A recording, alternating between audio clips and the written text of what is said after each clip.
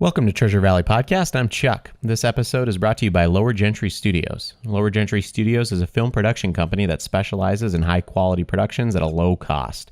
LowerGentry Studios has an upcoming web series titled Canyon County that you'll be able to see on YouTube this December. Subscribe to their channel to get notifications of new episodes of Canyon County, as well as new episodes of this podcast. Today, I chat with Autumn Kersey. Autumn is the founder and executive director of Treasure Valley Children's Theater. We cover a ton of subjects. Go online, look them up, treasurevalleychildrenstheater.com. If you have a kiddo that is interested in the arts, she is the person, and this is the organization to refer them to. Anyway, enjoy the podcast. We're recording. Okay. Excellent. Welcome. Thank you. Thanks for coming in, Autumn. Yeah, I'm happy to be here. Awesome. So you own Treasure Valley Children's Theater.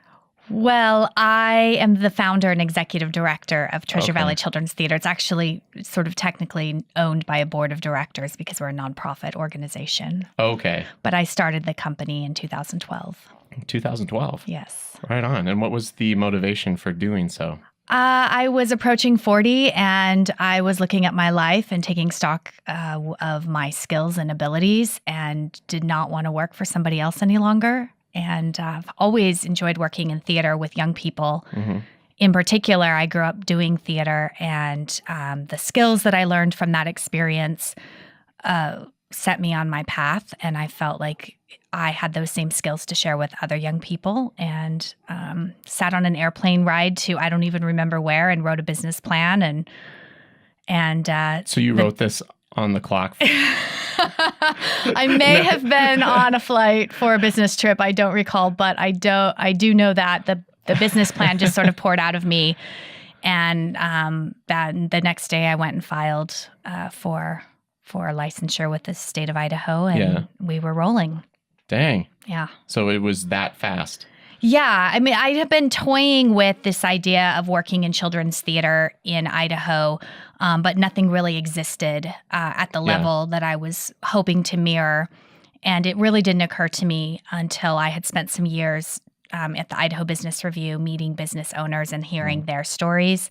It didn't occur to me that I could just start something on my own until that airplane trip. And I thought, I love working with young people. Mm-hmm. I know I have the skills to create a business. And if I don't have those skills, I know people who do, who would be willing to help me. So what am I waiting for? And it was the perfect opportunity to jump in. Sweet. And make it happen. Good. Yeah. So this was your own personal motivation plus discontent. What were you doing before? Well, Am I allowed to ask that? You can. Okay. Something tells me you're going to ask anything you want. I will. Whether or not I answer is the question. I'm going to ask that and then apologize for asking it. And then. No, I loved my job. I was in advertising sales by way of fundraising for Planned Parenthood of Idaho, by way of leadership development at Boise State University. So I'd had all these weird sort of jobs that gave me great opportunity to meet amazing people and to try things that were really hard and to basically fill my toolbox with business skills. And at the time, I was about 5 years in with the Idaho Business Review. I really did enjoy my job working with salespeople and helping them and business owners and helping them with their marketing. But I really did want more. I'd also kind of hit that pivotal point in a woman's life when you have to decide if you're going to have a family of your own. Mm-hmm. And my choice was not to have children, but I wanted children to be part of my life. And my master's degree is in education. And I love our educators. I love our school teachers, but I don't want to join that force. That's not where my skills are the best suited. So you can't deal with kids for 6 hours straight? Oh, no, I can deal with kids for 6 hours straight. Yeah. I can deal with, 200 kids for 6 hours straight and have done that before. Okay. But I prefer the freedom and flexibility of adjusting the learning needs of the individual. And sometimes public school environment doesn't allow that opportunity for a lot of our really gifted educators. I have no idea what you're talking about. No, I wouldn't expect Not a clue. Not a clue.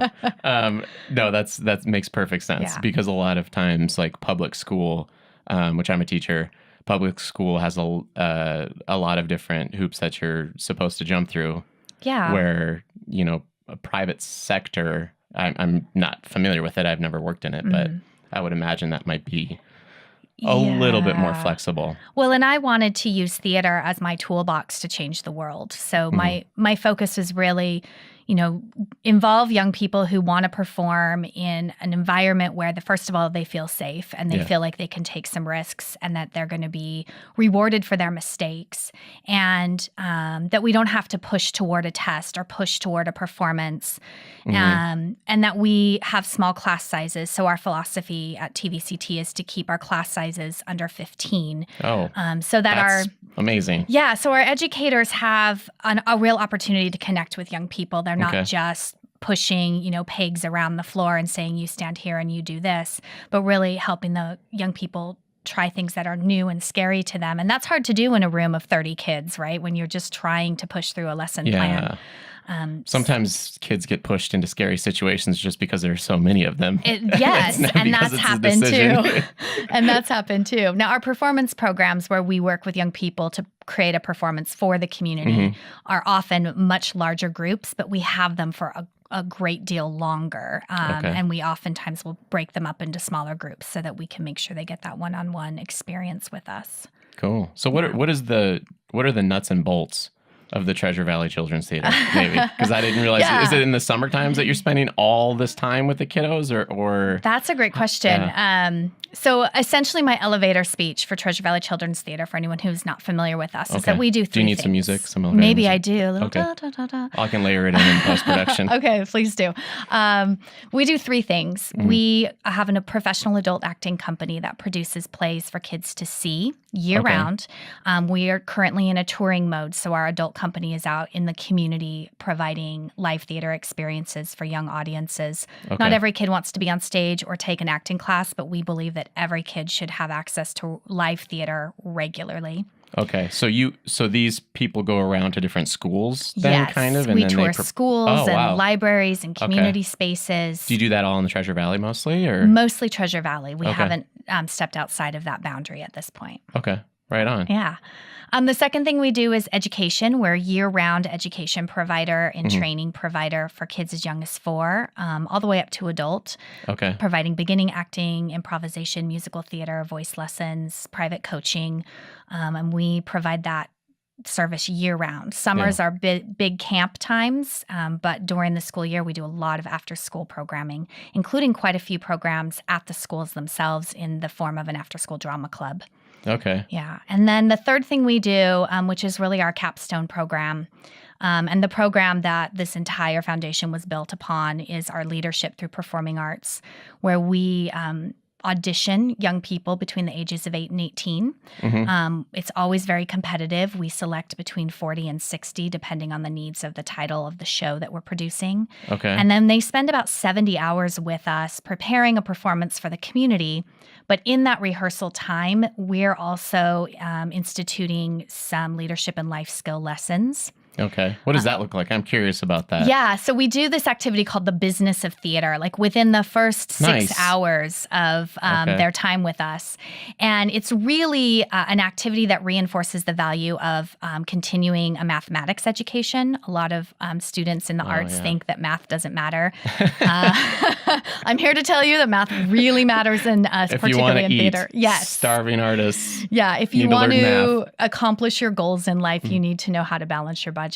So we take them through some activities that teach them the importance of math, of working together as a team.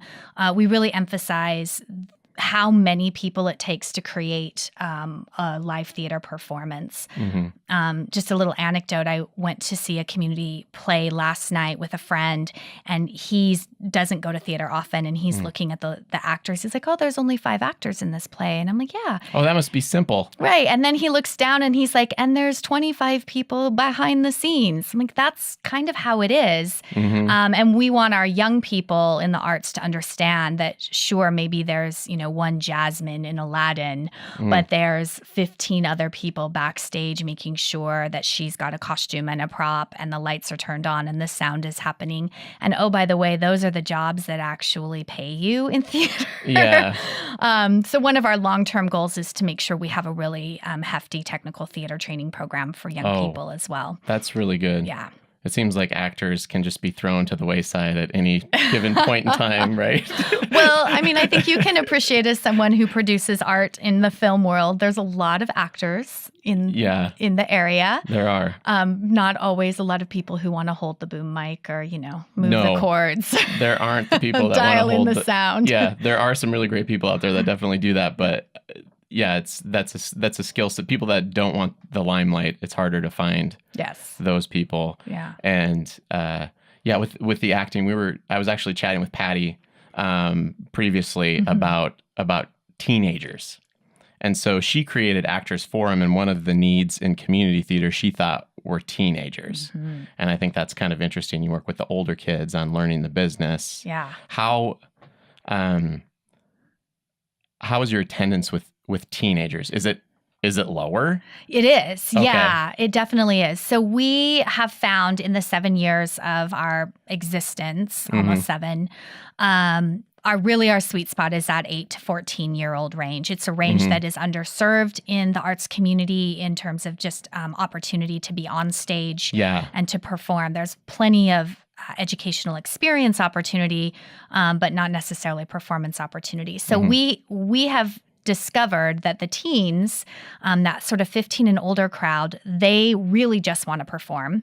Yeah. And they'd like to perform titles that are not geared necessarily toward younger kids. They want to do shows that resonate with their voice and their culture, and that challenge them. And we're open to doing those types of shows, but longer story that we may or may not get into. Our space and our timing is limited. Yeah. So we've kind of decided as a company to focus on that 8 to 14-year-old group. Yeah. But the teens also have in-school programming that they have access to. Yes. Fantastic drama teachers in this community doing great work with their drama programs at their high schools.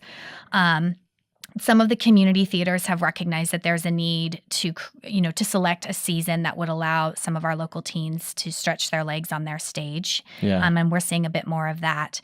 That's good. And then we've created kind of this assistant role for teens who grew up with us. So many of our teen kids who are now 15, 16, 17 will come in during the school year or during the summer and assist in the classroom environment. And we pay them to do that. Oh, cool. So it's a job for them, but they also get to have some opportunity to share what they've learned with the younger, generation of kids, and hopefully spark their interest in education and in continuing, whether they go on into the arts as a performer, understanding the value of giving back, to the younger generation, or if they decide to run for political office or raise a family or start a business, whatever they decide to do with their lives, they've gained some skills that and some appreciation for the arts that will help them be successful. That's good that you're teaching these kids these things, because they don't get it in school. I didn't get it in school. Yeah. Well, and now with more standards coming through, I think that there's even less of that life education that's happening. Yeah. For a lot of kids, which it's got to be correlated with the student loan debt that's happening. Like, it's just nobody understands these things. Yeah. Well, and I don't know that we take the time as a culture working with young people to really help them make that connection, right? Like, oh, yes, you just got to do a play and wasn't that fun, and all the memories that you're going to create and the friends that you made. But did you also make a connection to the fact that you got a business to underwrite your participation, and now you've learned a life skill in terms of sales and how to talk passionately about, what interests you and what's important to you. You also stood in front of 2,000 people and showed them the value and confidence that your art experience has given you as a young person, perhaps transforming their understanding of what the arts means to our community. I don't think we take enough time. Even as a company, we try to build some of those moments in where we just stop and reflect and have a conversation with the young people. Because that was what was missing in my arts education, was that these adults who are mentoring me taking the time to say, let's talk about what we're really doing. Like, sure, we just put on Aladdin and wasn't that fun. And we did a little bit of studying of that culture and history. But what are we really doing in this time together? What are we really creating? And certainly public school teachers don't have many opportunity to pause the lesson and say, let's really dive in for a minute and talk about what we're actually learning, not just what the book is telling us. And we try to do a lot of that at Treasure Valley Children's Theater, is take those, I call them learning moments, just those, life moments where you stop and you reflect and you think about how you've just been empowered. Yes. And there's so many opportunities to have kids fail safely. Yes. And a lot of times they don't get that chance. And then they get it later on in life. And then they struggle because they don't understand what happened. That is and why so they're true. not the center of the universe almost. Yeah. It's kind of like, and I take time in my classroom to make sure that we do reflect. I don't know if that always happens. I would imagine that it doesn't. But so many times kids are given just kind of a task list. It's like, well, now you finish this and what's next? And now you finish this, and then what happens? Okay, well, now you pick a direction. What do you want to do? Do you want to do science? Do you want to do math? Do you want to do the arts? Okay, well, if that's the case, then you do this next, and then you do this next, and then you do this next. And there's not a lot of... And then it's like, okay, I graduated. Well, now it's your responsibility to figure out what's next. What? Nobody's going to tell me what to do next? You got to figure it out yourself. It's so you cover some of that. We try to. That's good. And I like what when you talk about, you have to pick a path, and then there's like this roadmap to getting to the end of the path. In the arts, every path is going to contribute to your success. So when we have young people who come in who have an interest in music, we want to pull that into what we're doing in the classroom. Or they, we often get a lot of young people who love Minecraft, which admittedly is completely bizarre to me, and I don't get it. Okay. But when I'm a huge fan of Minecraft as a teacher. I don't actually play it, but it's really cool. But anyway, continue. Yeah, so when we get particularly young men, but occasionally young girls will come in with this like passion about Minecraft, and they want to weave it into their improv play, and we celebrate that. Like, good. There doesn't have to be one path that you take, because ultimately the journey is the best part about all of this living thing anyway. If we would all just stop and sort of embrace the fact that making mistakes is kind of the best part about being a human being, because then we get to correct and learn something and become better versions of ourselves, which is really one of our values. We talk about, we have 5 core values, and excellence is our 5th. And that is the value of waking up every day, choosing to be a better version of yourself than you were the day before, or even moment to moment, which is a great teaching skill in the classroom when you've got someone who comes in and they've clearly had a bad day and they're just not happy about anything and they didn't get the part they wanted. In a small classroom environment, we're able to sort of take a moment with them and say, okay, what choices could you make right now to work toward excellence? And is that a choice to accept the role that you received and make it your own? And that's a choice that suddenly you've chosen already to become a better version of yourself because you're changing the way you're thinking. Or is it appropriate to, okay, you had kind of a crummy day at school, somebody called you a name.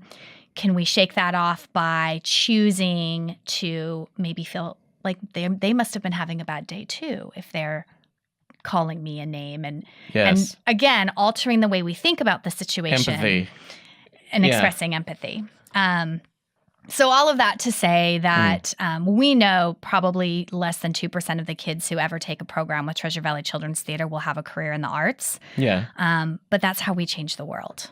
We want 98.92% of the kids who do something with us 10 to 15 to 20 years from now to suddenly recall a moment where they felt safe, where they felt like they could take a risk, where they felt respected, or where they saw us modeling one of those values, where they made a commitment to something and they followed it all the way through.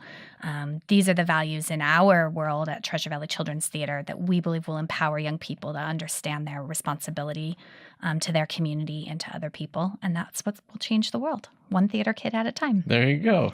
I like the value teaching too. Yeah. Because like the examples that you gave with some of the kids that are struggling.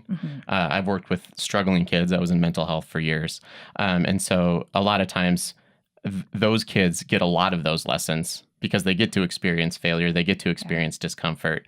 And then going in and working with some of the kiddos in the school system that are incredibly intelligent and their performance is incredibly high, them missing out on the opportunity to see personal growth and to always be at the top, and then experience that shock as soon as they go from elementary school to middle school, where there are more kids, and then still maybe they're the top of the class, and then they go to high school, and it's like, that's still only whatever it is, like 1,000 in this area, 1,000, Right. maybe 1,500, maybe 2,000, some of the high schools probably. Mm-hmm. And then that's you're the best out of 2,000 people. Right. You know, the Treasure Valley is 500,000. Yeah. And so not having those lessons brought up to them about like making sure they're analyzing Mm-hmm. that they're improving somehow every day and learning things that are outside of their comfort Yeah. zone, you know, adding Minecraft or whatever into the arts. If they're a musician, throwing themselves into a different instrument Mm-hmm. or whatever. So you address those things with all of your students. Yes. So the 5 core values that our company has adopted, our teachers use that in their lesson work. Mhm. So typically, like in a 5-day summer camp environment, every day they focus on a different value. And then they'll take time within the day's activities to pause and say, can we take a minute to just look back and think about how we demonstrated respect today? Or during the shout out at the end of the day, we like to circle up and kind of do a shout out or a debrief what we've learned today, or what our favorite part of the day was, or what we really felt proud of. And using that moment to say, is there somebody in the circle that you thought really showed commitment today? And can we give them a shout out?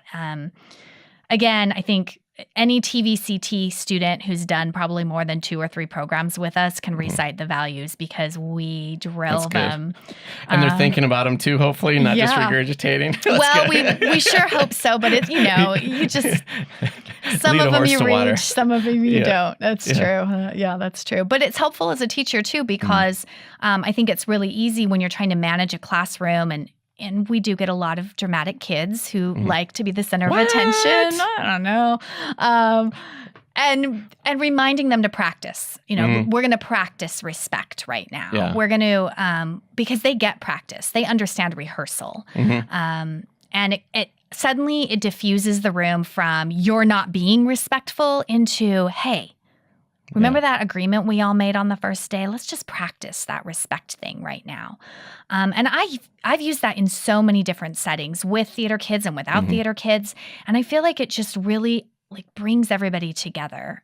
This whole idea that we're practicing courage right now. Like this is scary. It is scary to stand up in front of a group of people and to do a weird human trick. And that's intimidating. And what if they laugh at me? And Yeah.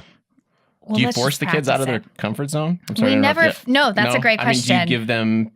Do you request that they leave it? We ask them to That's good. to try things that might be a little bit scary for them when they feel safe enough to do that. Okay. But we don't ever force a child to do something that. I got to choose my words carefully.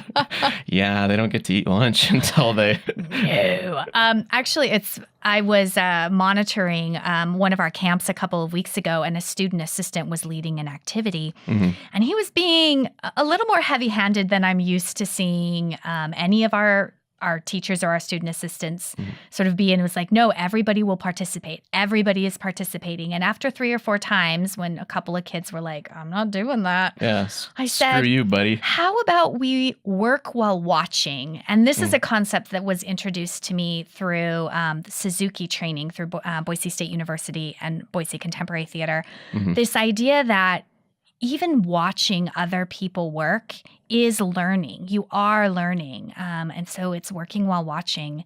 And I love that concept as well. Like maybe I did have a really rough day, or my back is hurting, or I just am emotional and I want to be in the space with everyone. I just I'm not ready to get up on my feet and do the activity. So can I sit back and observe and watch and then engage when I'm ready to? That's really good. Yeah. I didn't even think of that. That's good. It makes sense though, too. I mean, they've done studies. They just found out that honeybees are capable. Did you read that one? No, I haven't. Honeybees can learn and improvise via watching another honeybee like complete a task. So they like gave it like they respond to like nectar or sugar or whatever, and so they had sugar released when the honeybee figured out to put like this little ball into like a release valve to like get like honey up. And so after they bounce around the container, one of them does it, and then so that first of all they're trying to figure out like how smart the bee is, and then they have another bee watch the bee do it, throw it in the container, and then that bee will do it like right away. Some of them. I mean, not all of them do it, but yeah, that makes like obviously if a bee can do it, like people absolutely can do that too. That's often how job training works, right? Like, yeah. Okay, you push this button here and you push that button here. Now you do it. Okay. Yeah. Like that's how we train people on most jobs. So it does make sense to allow artists and students to do some, learning while watching. Yeah. And oftentimes I've discovered in those moments, they become such an important, powerful part of observing what happened in the space. When we do some activities, the audience can watch and glean information about who's really trying to perform in that moment and who is just responding to the stimulus around them. There are moments, depending, and this gets into the weeds a little bit about the technique of acting and directing, but there are moments when we certainly want the big performance, and then there are moments when we just want them to be natural on stage and to respond to what is happening around them in a way that is very natural, almost like they forget they're being watched. And so it's great. I love using that working while watching technique in those activities and exercises. And you might want to force a kid, not force. You might not want to give the kid his food or his lunch or anything like that until that kiddo like decides to watch. I have never withheld food from a child. That's good. I'm glad. But that's probably a good suggestion for some of the kiddos. There's a couple things that I want to touch on after what you were talking about, because I was actually in a conversation with Patty about fear of speaking versus fear of death. Mm-hmm. So I want to talk about that. But first, the idea of watching somebody else perform, and then the idea of you being very good when it relates to your immediate group of peers. You work with kids that are in school, obviously, and they're in a classroom of about 30 kids in elementary school, and then when they go into high school, they interact with more, but like 30 at a time. They might have more than that in their class.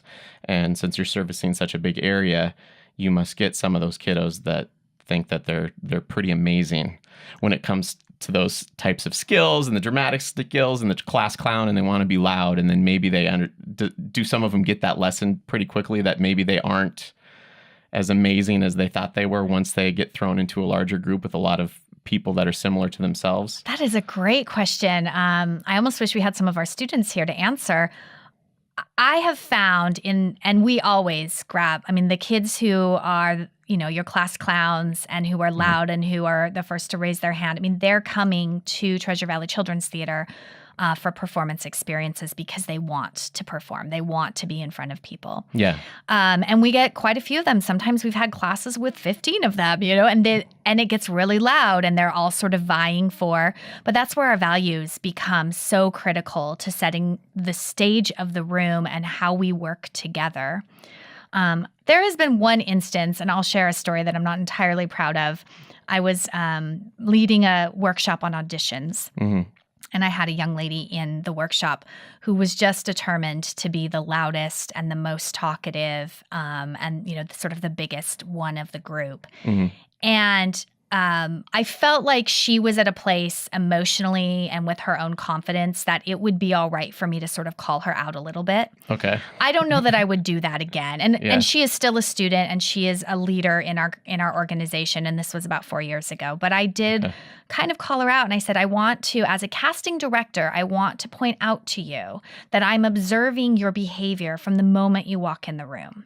So from the moment you walk into my space, I'm looking for things like, are you a team player? Are you someone who can follow direction? Are you someone who can create their own choices, or are you modeling based off of the choices of others? Are you someone who can listen?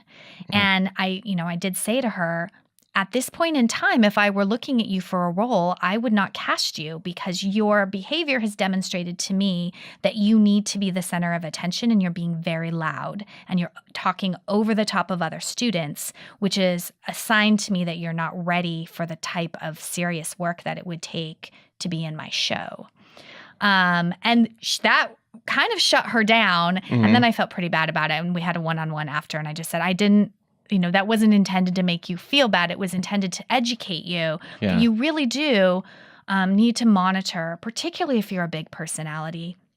We don't want to hide that big personality, but we need to be able to control it. And we need to know when it's appropriate to assert our big personality and when it's appropriate to be a leader and to encourage others to assert their personalities.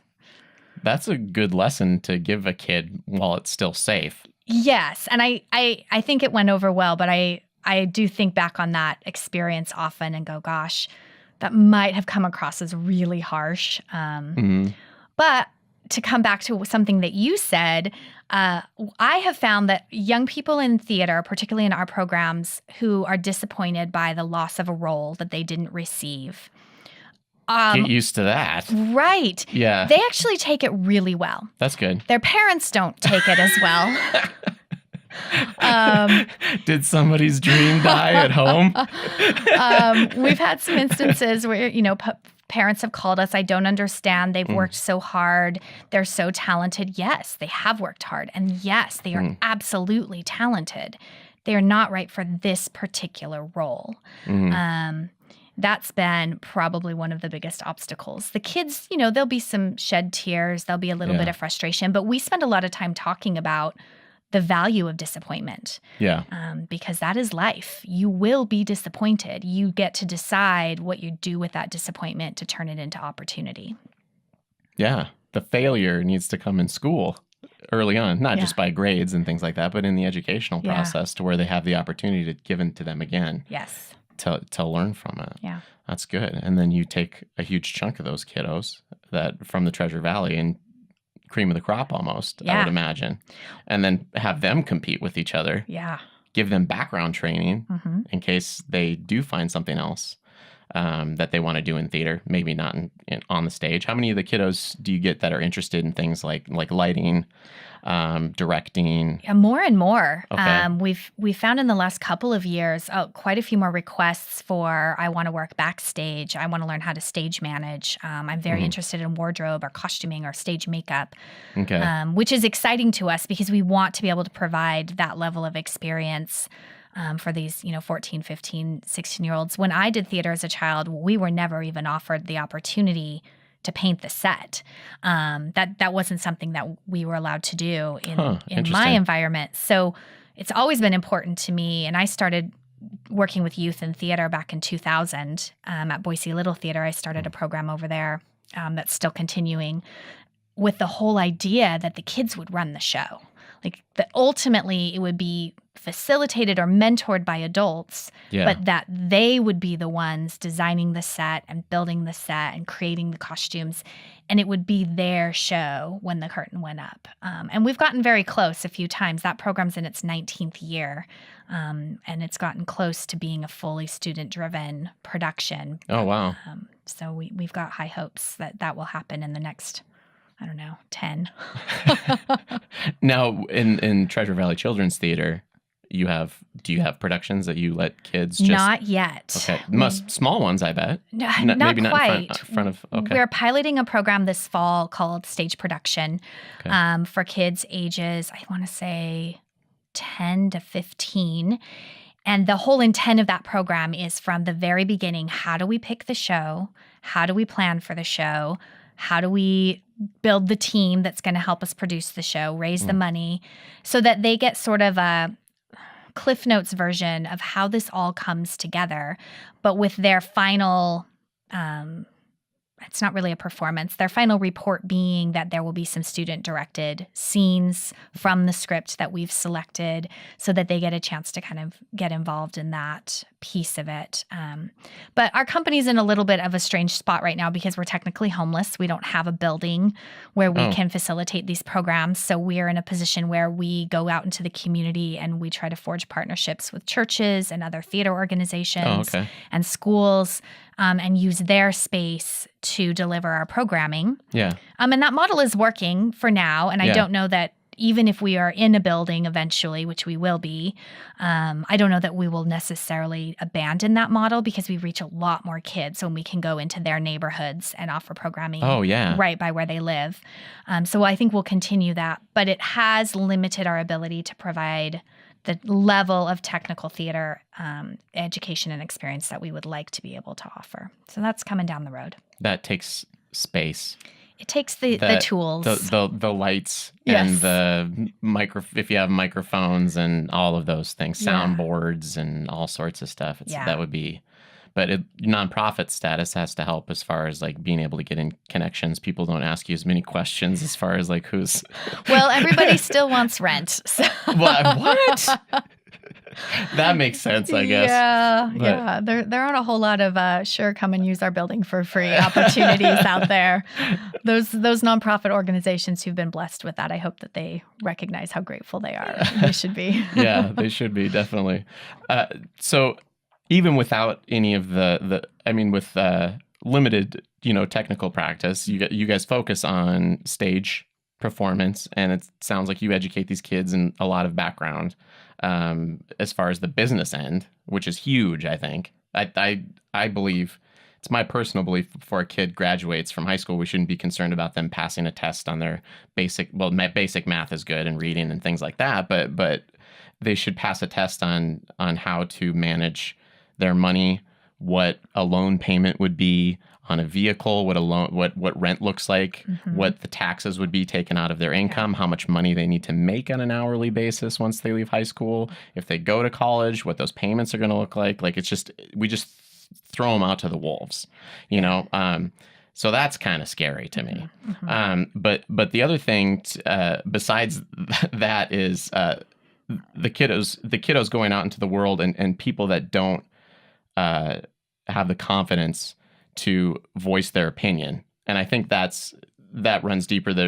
I had to look up the information because I was chatting with Patty and we were talking about the fear of death versus the fear of speaking in public, and how more people are afraid of speaking in public than they are of death. Yes. Like that ranks higher. And they've done some polls and things like that. I don't know how scientific it's been, but most people rank that higher than death itself, which I think that bleeds into a lot of people not advocating for themselves when they get out into the world, or not pushing to understand what's going on, like following those directions. Well, I'm going to college. Well, here's your loan. They don't know to ask what the payment's going to be. Right. They don't know to ask the boss to pay them what they're qualified for.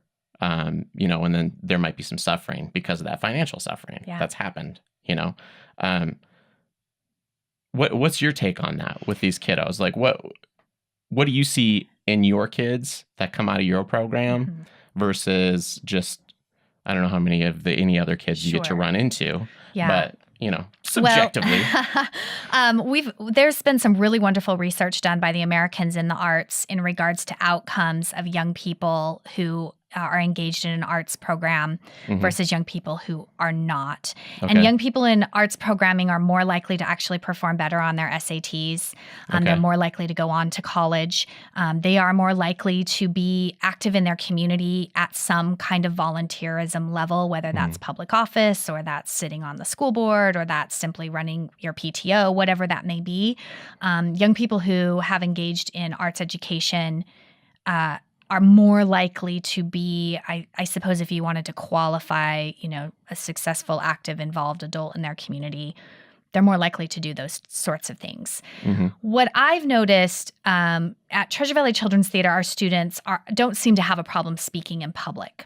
What they do have a problem with, and I think this is a cultural problem across the board, regardless of arts education or interest, is formulating an opinion and then speaking that opinion with articulation, like I'm doing a great job right now, articulating their opinion in a way that they feel very strongly, but also are open to the possibility that maybe they're wrong. Did they not find the right memes? Are you having a hard time finding the right memes for these kids? We need emojis for them to hold up so that they can express how they're feeling. This buzzword equals bad. Yes. This buzzword equals good. Yeah. That type of thing. So we spend some time, particularly with our beginning I don't know acting. any adults. I don't know any adults that behave that way at all. No, once you hit 18, you're a perfectly articulate, emotional adult who can. Your opinions are formulated via fact and information, and not just everything is advised. Gut reaction or Facebook. Yeah. That to me and my staff and I, we talk an awful lot about how can we work with young people in a way that helps them feel like it's appropriate to voice how I'm feeling, thinking, what have you, and yet still be open to the possibility that I'm wrong. I feel like we are in a moment in time in our culture, and maybe I hear that phrase often these days, with a moment in time, and I'm thinking, well, maybe this moment happened in the 80s too, but I was just too young and naive to get it. Essentially, we're all so afraid to say what we think, and I don't think it's because we're afraid that someone's going to disagree with us. I think it's because we're afraid we might be wrong. I don't know. That's a good point. If you figure out a way to teach these kids to think critically, you got to let me know. Because that's going to I'll throw out I can't say I'll throw out all the state lesson plans. But, no, don't do that. But I would definitely give that a huge priority. I agree with you that we're kind of at we're at a change in the way that we interact as social beings. Yes. Because our sphere has grown enormously since the advent of the internet. Yeah. I remember chatting with people online, just random people, in the 90s over the telephone connection. I'm like, oh my gosh, this is so cool. But you still only would chat. You'd find random people. I don't know if you ever did that, where you go on ICQ. I was a computer nerd, huge computer nerd. So ICQ was a chat program. I don't remember how long ago this was. And you could find random chat partners, but you still only had a list of because you'd have to message back and forth directly. Sure. There was no way to post to a giant forum that everybody would look at. I mean, they had those websites and stuff like that, but it was just kind of a one-off specific, if you went to this website, then everything started to change with MySpace and with Facebook, and then these echo chambers started to happen, and then the fighting and the immediate reinforcement and taking your friends' opinions and making that seem like an expert opinion, or getting a faux expert opinion that your friend forwarded, and then using that to reinforce your own belief. It's there's just so much information out there right now that nobody needs to think about what's being presented to them. Yeah. Because it's just ones and zeros on and off. Yeah. We're just kind of well, that's right. It must be. Well, and I don't know that we're teaching people to be critical of that information, particularly young people to... Well, Trump does, because he's just it's fake news. It's all fake news. Yeah, except for the real news. That's not binary in any way. but that leads to this idea of sort of cultural apathy, right? Well, it's all fake news anyway, and I just don't have the time or the interest to sort of figure out what the real truth is. So I'm just not going to care anymore. So I'm just going to say what I think is right, or I'm not going to say anything at all because I'm afraid I'm going to be wrong. And this is perpetual nightmare. We'll never change the world if we continue down this communication path of ignorance. Yeah. So we haven't figured out, I certainly don't want to tout Treasure Valley Children's Theater as the answer to all the world's... Well, you did say you were going to change the world. We want to change the world. Your ultimate goal. Yes. My personal life goal is to somehow change the world. Cool. I'll wait for the shift in gravity or orbit. I'll be able to feel that when it happens, right? And then you'll just be wouldn't that be great? Done. Gosh, that would be pretty nice. And I'd retire and move to, I don't know, someplace sunny with a beach. But I do think it comes back to that point of how do we work with young people, because not to put the entire responsibility on their shoulders, because they can only be the best versions of the mentors that, they're modeling their own lives off of. Yes. So it's my responsibility and the responsibility of our team to not just talk the talk. We have to walk the walk, and we have to own it when we make a mistake. And there have been plenty of times when I've made mistakes and I've stood in front of my students and said, I really messed up, and I want to talk about how I messed up and why I don't want to do that again. Because not enough adults in my childhood told me when they made mistakes, right? I thought that miracle idea, like, oh, suddenly you turn 18 and you're supposed to have all the answers, or suddenly you graduate college and you're supposed to know everything. I don't want the young people that I work with to feel lost or alone because they don't have the answers. They should feel empowered to find the answers, or to talk to the mentors that, they've worked with their whole lives, to say, I'm confused about this and I don't know what to do. And then the mentors should be brave enough to say, I'm kind of confused about that too. Let's work on this together. Yeah. I like that modeling. I mean, you're right about that, I think, like as far as just making sure that kiddos experience a healthy way of interaction, because everything is just magnified now with as many people that they have the ability to interact with on a daily basis, just with social media. It's nuts. I was gonna say, I do have hope. I see. It seems like kids, like even 8, 9, 10-year-olds right now, seem oddly mature to me. I don't know if you get that at all. I mean, maybe not with like their actions and their behaviors, but there a lot of like certain ones have like a wider range of vocabulary that I get like a little bit thrown aback by. And I'm like, I asked myself, you're how old? Yeah. And it has to be the benefit that's kind of like spiking up in certain groups of kids that do have access to all of this and that are using it in a healthy way.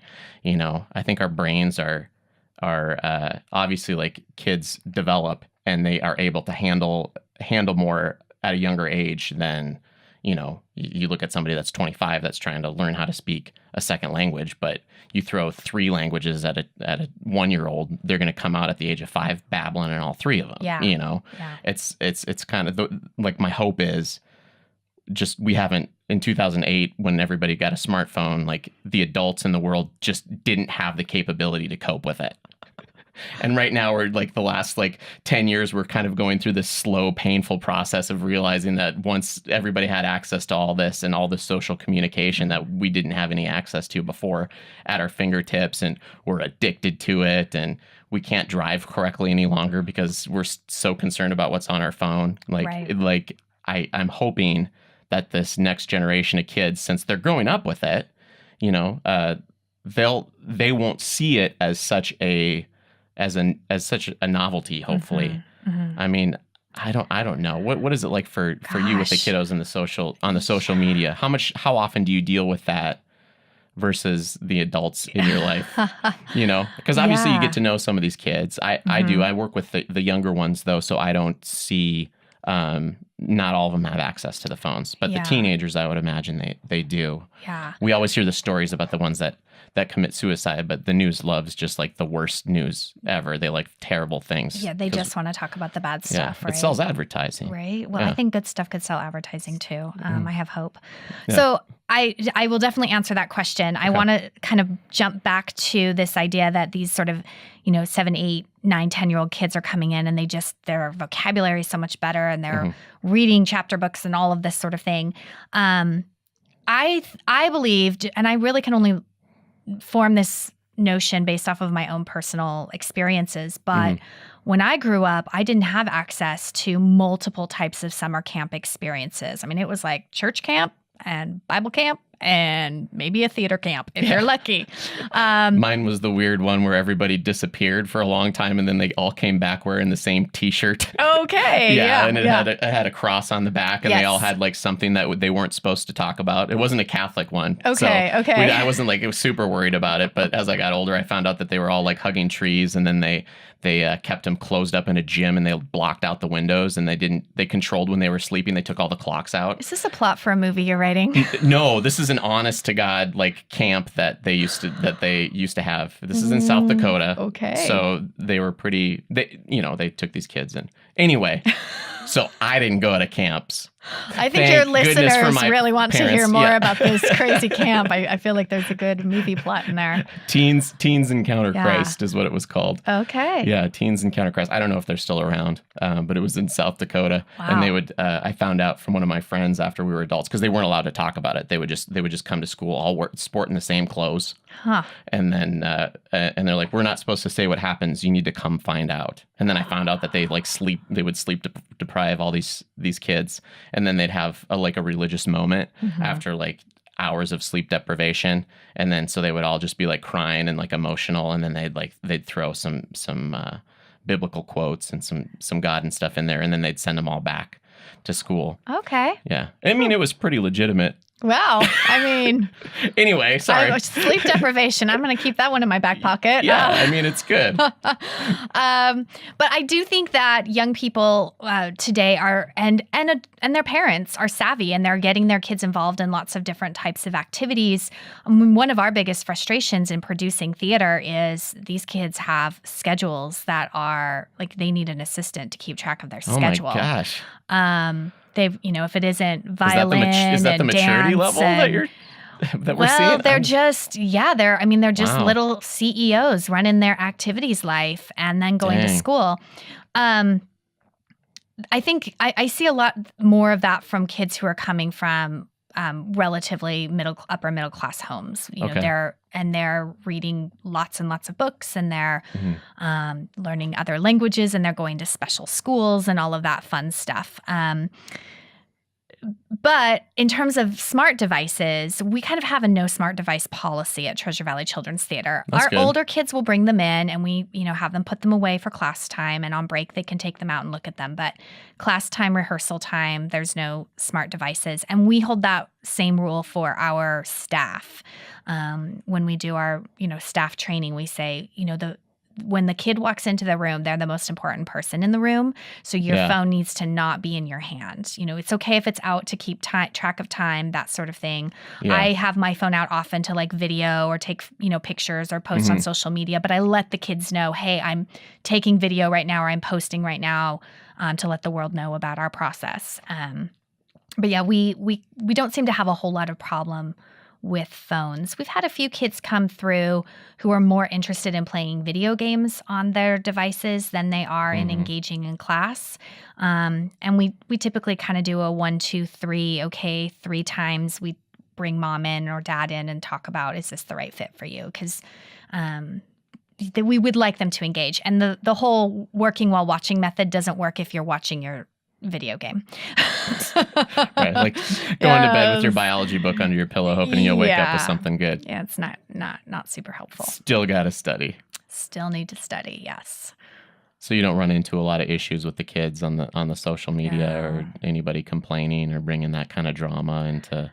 Not yet. Okay. I've been told by some of our older kids that, during certain productions, Snapchat will kind of blow up a little bit. And we do try very hard to reinforce the no tolerance policy around bullying and tearing people down. Yeah.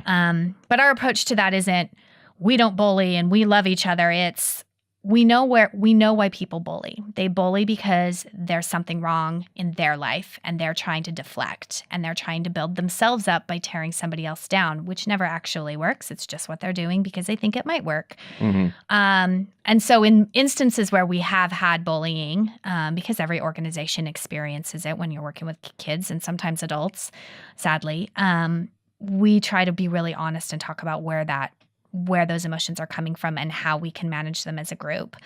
Do we need to let somebody go, or, can they adjust their behavior and work toward excellence and being a better version of themselves?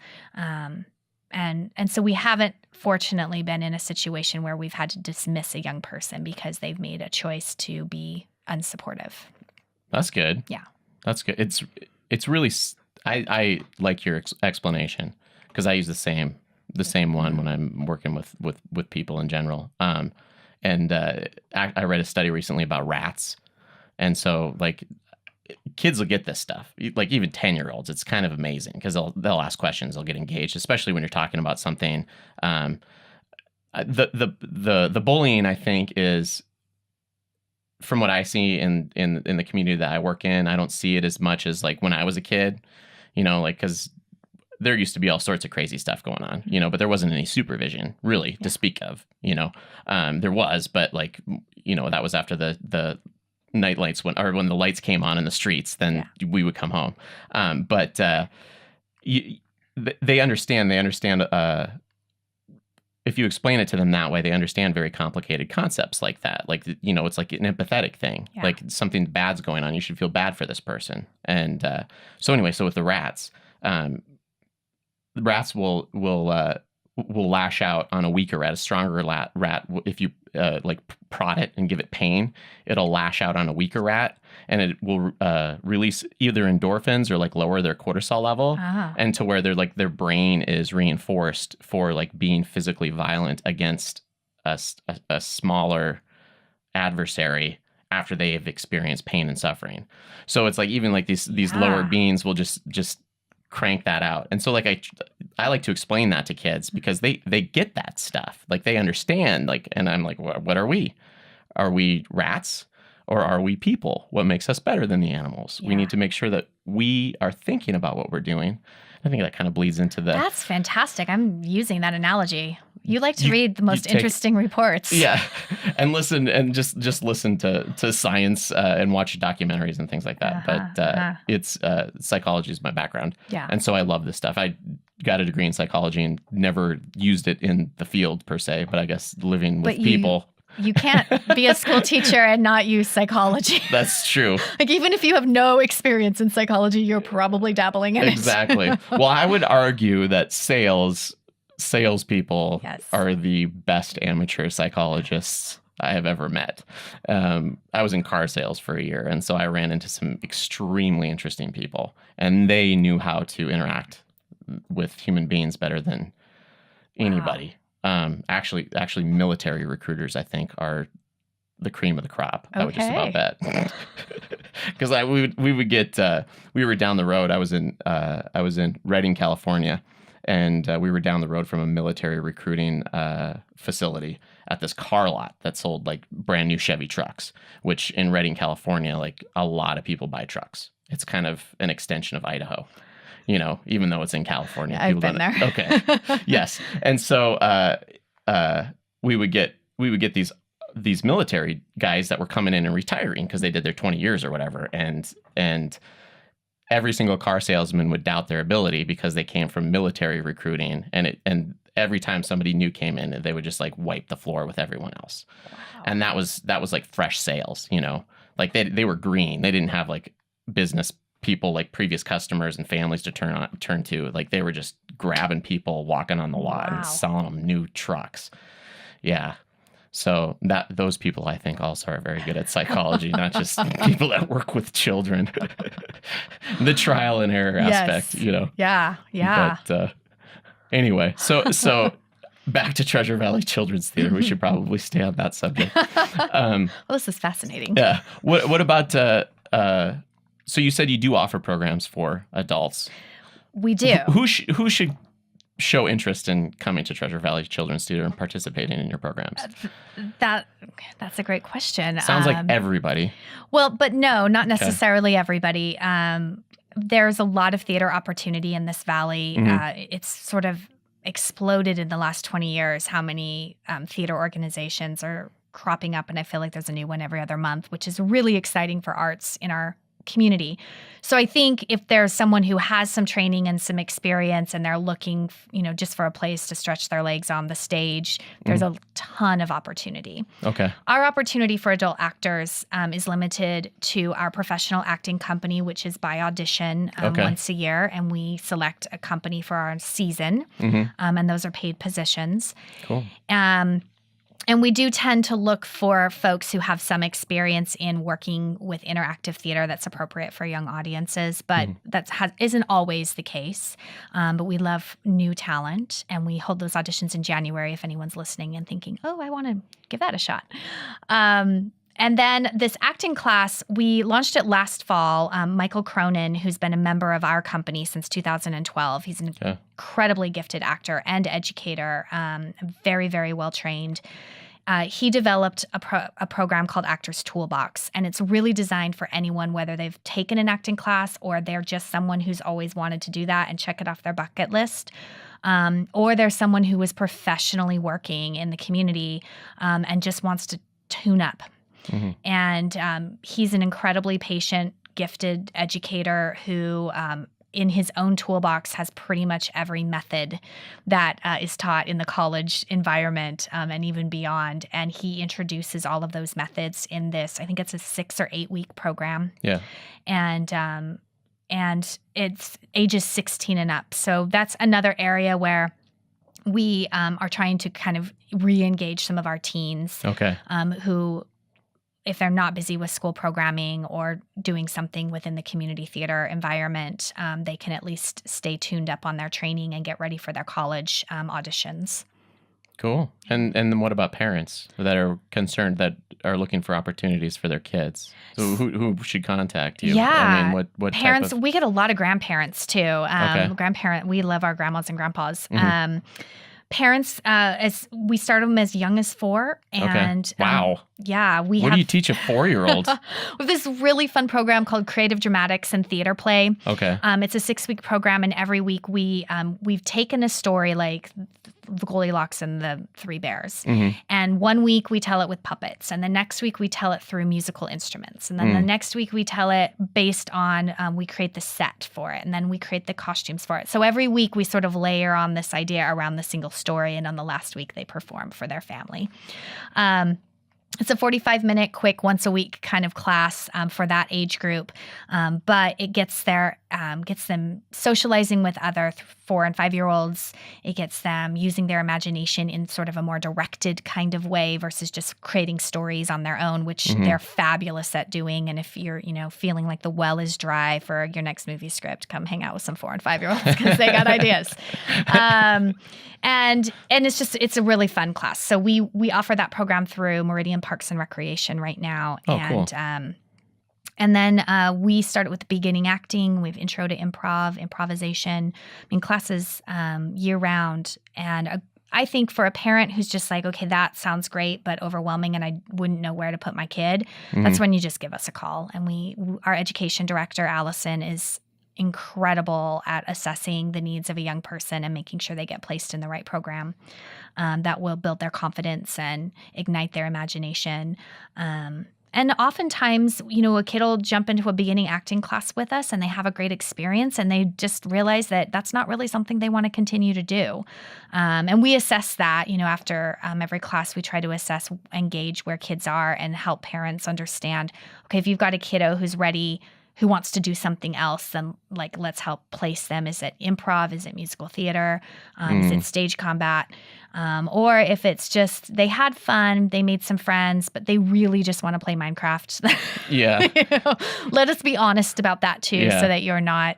So you must get some parents that want their child to be the next star of.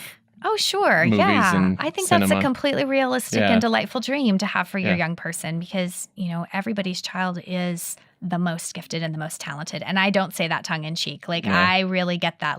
That is your flesh and blood. That is the child that you've invested your life in. And so why wouldn't you see the best for their future? Yeah. And our job is to make sure they have a great experience with us, whether it's in the classroom or in a play, but a realistic experience that provides them with some skills that will help them cope with disappointment, and to be gracious and honorable when they're given opportunity.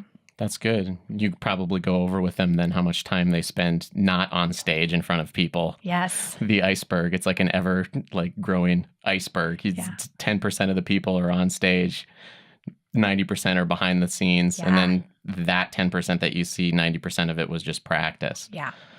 That's good. Yeah. And that is the hard part, I think, when we spend so much time with these kids, we get to see them from day one and their awkwardness and their shyness and they can't talk above a whisper. And then to, day 12 where they're big and they're selling their song and sure, they skipped a line or they, broke character or what have you. But we're just so proud. It's just hard not to get sort of a little bit teary when you get to watch the progression of that young person. And the audience doesn't get to see that, which is really too bad. I often think if if I thought it was interesting enough, I'd like hire a documentary team to like follow us through that kind of experience, just to see how these kids change, because it's hard to explain to people. And we try to explain it to funders, when we are writing grant applications or we're meeting with donors, just how different a young person can be from an 8-week program or a 5-week camp. And we gather testimony and we get that kind of information from families, but it just never feels like it's powerful enough to really help describe the transformative power of a really great, positive theater arts experience. And we're trying to provide that. And it's especially if you bring that to the young kids. Yeah. I mean, 8 sessions, 8 days, is that like once a week? Yeah, once a week over, most of our programs run 12 weeks. So they get 12 sessions with us, or 15 hours worth of education and training time. And then there's always a performance on the last day. So they get to showcase what they've learned, and for moms and dads and aunts and uncles. And imagine what that would look like if you gave 15 hours of training to somebody over the age of 30 that was shy. I doubt that they would be belting. They might. That sounds like a challenge. Yeah. I might have to try that. I dare you to. I bet the success rate with the kids is way higher. I mean, if you catch them young, they learn so much more quickly. It's just like, that's what I've noticed. And then sometimes if they're older, I would just about bet. Yeah. If you got somebody that was shy, that's really over the age of 30, and they wanted to overcome that, that takes. Well, I think though, if they want to, with that, Yeah, no, that's fair. But as long as they've told themselves that they want to do that, that's true. I think that they are likely to be. There will be measures of success. Yeah, absolutely. But it has to be a choice if they're getting pushed into it, and we see that with kids too. I mean, we've had very few. Well, you haven't tried withholding their lunch. I'm just saying. Yeah, maybe. Okay. But we've worked with kids who just didn't want to be there, and it's painful for everybody involved. And typically by, class 3, we pull mom and dad in and say, they just don't want to be here. Can we give you your money back? It's not fun for me either to try and force your young person to be here. And they're exuding negative energy into our creative space that we're trying to create a safe, comfortable environment for kids to take risks. But that doesn't happen often. It really doesn't. We've had quite a few kids on the spectrum, on the autism spectrum, come through our programming and seen incredible strides. Like, oh, cool. Just like the type of strides that make you so proud to be an educator and to have the opportunity to work with kids. And we learn so much from those kiddos as well. And just we have so much pride, and we love blending kids, right? So in the schools, you're in 2nd grade, you're with all 2nd graders. You're in 3rd grade, you're with all 3rd graders. Well, we really enjoy the opportunity to take 6-year-olds and 8-year-olds and 12-year-olds and blend them all up and encourage them to work together. And particularly when they come from, all of them come from different family backgrounds. They have different family value systems. They oftentimes have different just sort of personality levels. And when we have a kiddo on the spectrum, engaged in that group, and when they're willing to talk about it, it just creates this incredible dynamic of support where everybody wants to build each other up and help them be successful. And I've seen that so many times in our programming. And I'm sure that there are other groups that work with blended ages and backgrounds and youth that have very similar experiences.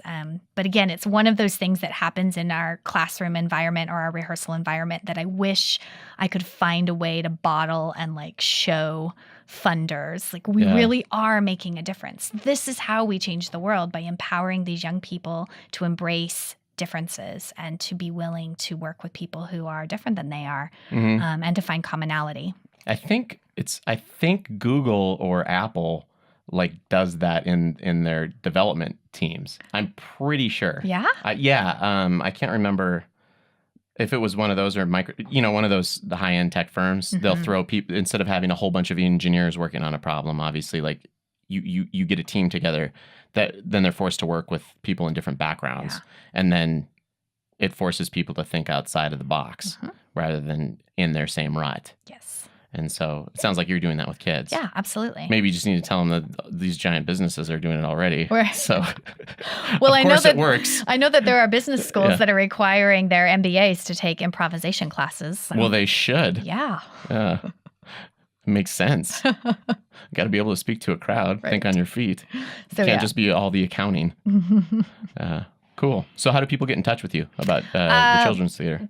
Great question. We are, I believe, as of yesterday, we're still #1 on Google. So if you just type in Children's Theater Meridian or Children's Theater Boise or Children's Theater Treasure Valley, you'll find us. But the website is treasurevalleychildrenstheater.com. Okay. We do spell theater the American way, so there's an ER on the end. Got it. We can be reached at 208-287-TVCT, Okay. Treasure Valley Children's Theater. That's 8828. And for those of you who don't have like letters on your phone, you're still rotary phoning. No.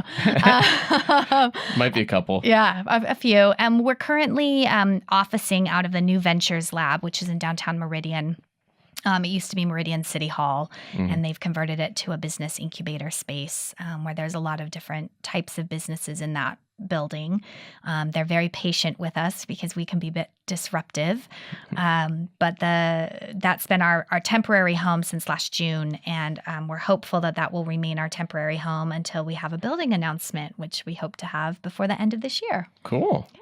Well, good. Yeah. Well, thanks for all you do for the Treasure Valley and with Thank the kids. you. Thanks. And thanks for coming on today. It's been a lot of fun. All right. Take it easy. Yeah.